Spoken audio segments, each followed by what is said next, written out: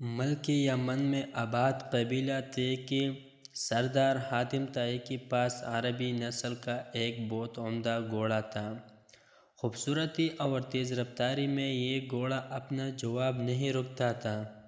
ایک دن روم کے بادشاہ کے دربار میں حاتم طائی کی سخاوت اور اس کی سبک رفتار گھوڑے کے بارے میں گفتگو ہو رہی تھی۔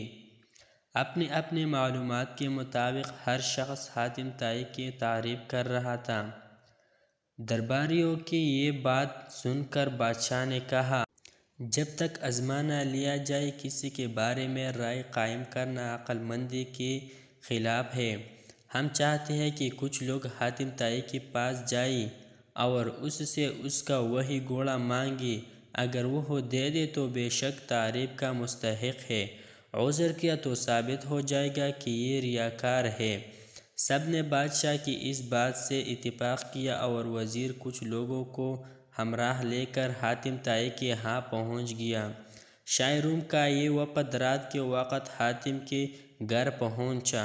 اتفاق سے اس رات موسلادھار بارش ہو رہی تھی اور بادل خوفناک انداز میں گرج رہا تھا، یعنی باد و باران کا زبردست طوفان تھا۔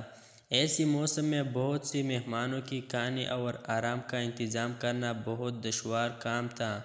ان تمام مسائل اور مشکلات کے باوجود حاتم نے دسترخوان پر بہترین بنا ہوا گوشت مہمانوں کی خدمت میں پیش کیا۔ صبح ہوئی تو ادھر ادھر کی باتوں کے بعد وزیر نے اپنے آنے کا مقصد بیان کیا اور وہ گھوڑا اس سے مانگا جس کا دور دور تک شہرت تھی۔ وزیر کی یہ بات سن کر حاتم طائی نے افسوس کے انداز میں ہاتھ ملے، پھر بولا، اگر آپ وہ گھوڑا ہی لینے آئے تھے تو آتے ہی یہ بات کیوں نہیں بتا دی؟ اب تو وہ پیارا گھوڑا اس دنیا میں نہیں ہے۔ جیسا کہ آپ کو معلوم ہے رات بہت سخت طوفان تھا۔ یہ کسی طرح بھی ممکن نہ تھا کہ میں چراگاہ سے کوئی جانور منگواتا اور اسے ذبح کر کے آپ کی ضیافت کا اہتمام کرتا۔